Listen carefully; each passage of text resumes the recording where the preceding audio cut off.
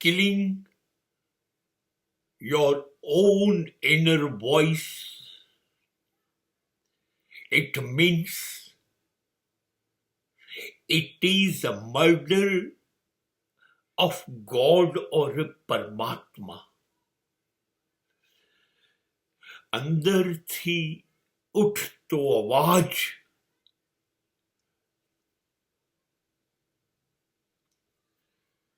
એ અંતર આત્માનો અવાજ છે. અને જ્યારે આપણે અંતર આત્માના અવાજને સાંભળતા નથી અને આપણું મન ધાર્યું કરીએ છીએ, ત્યારે એ અંતરાત્માનો અવાજ વાસ્તવિકતામાં આપણી અંદર રહેલા પરમાત્માનો અવાજ છે. તો પરમાત્માની વાત ન સાંભળી,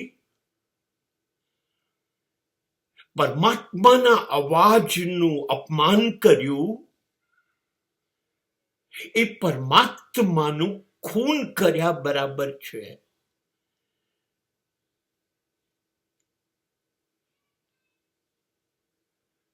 કહેવાય છે કે દરેક આત્મા એ પરમાત્મામાંથી છૂટો પડેલો છે. પરમાત્માનો એક કણ છે, એક હિસ્સો છે, અંશ છે. બીજા શબ્દોમાં કહીએ તો આપણી અંદર રહેલો આત્મા એ જ પરમાત્મા થયો કે ના થયો.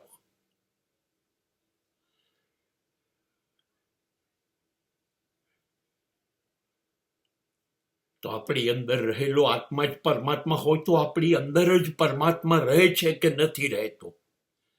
અને જ્યારે કંઈ પણ તમે કરવાનું શરૂ કરો તો પહેલા અંદરથી અવાજ ઉઠશે, એ પરમાત્માનો હશે.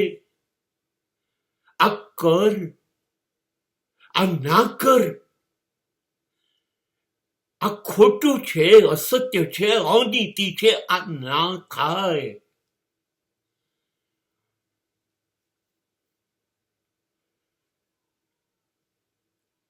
અને આપણે એ કરવું હોય છે, કેમ કે એનાથી લાભ આપણને થતો હોય છે. અને આપણને એવું દેખાય છે કે આપણે જો એ અવાજ મુજબ કરીશું તો આપણને નુકસાન થશે. લાલચુ અને સ્વાર્થી માણસ રોકાયો છે ક્યારેય, પછી એ સલાહ પરમાત્માની હોય તો પણ, અને આપણે આપણું મન ધાર્યું કરીએ છીએ. અને પછી તો માણસમાં પશુ પ્રવેશ્યો, રાક્ષસ પ્રવેશ્યો, કેમ કે સ્વાર્થ થાય, લુચ્ચાઈ આવી.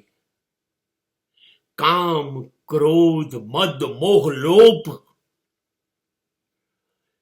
છેતરપિંડી, બનાવટ, નફરત, આ બધું આવ્યું.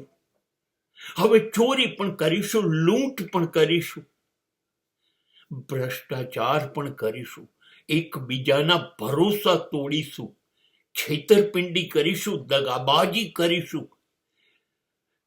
જેટલા અનિષ્ટ છે, દારૂ, જુગાર, નશા કરતા તત્વો, શું શું નહીં કરીએ. જે બધું જ ઈશ્વરની મરજીની વિરુદ્ધનું હશે એ બધું જ કરીશું.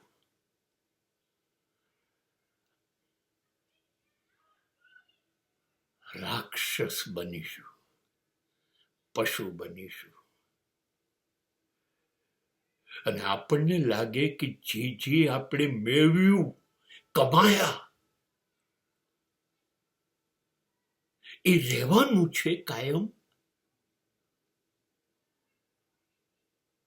અને રહ્યું તો પણ આપણે રહેવાના છે કાયમ.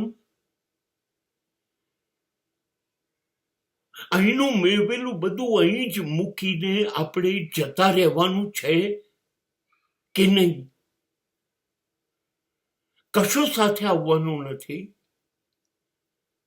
કદાચ 60, 70, 80 વર્ષ સાથ આપી રહેલું શરીર પણ અહીં જ મૂકી દેવાનું છે. આગની ભડભડ બળતી ચિતાની અંદર આ શરીર રાખ થઈ જશે, માટીમાં માટી ભળી જશે, અને રાખ પણ કોણ સાચવશે? એ પણ જેને તમે જીવનભર પોતાના કીધા કયા, એ લોકો એને પણ નહીં સાચવે, નદીમાં વહાવી દેશે. વહી ગયા નહીં, રાખ બની ગયા ને,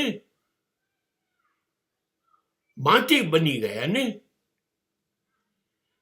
એટલા માટે પરમાત્માનો અવાજ ના માન્યો.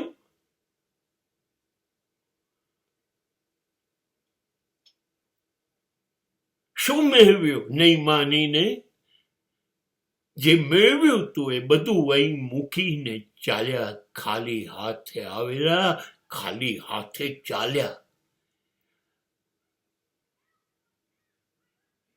પણ પરમાત્માનો ભરોસો તો તૂટ્યો. એ તો હવે એની પાસે જ્યારે ઉભા આવીશું મૃત્યુ પછી, ત્યારે શું કહીશું એને? એ પૂછશે કે મેં તને કહ્યું હતું આ ના કર, તે કર્યું કેમ? શું જવાબ આપીશું?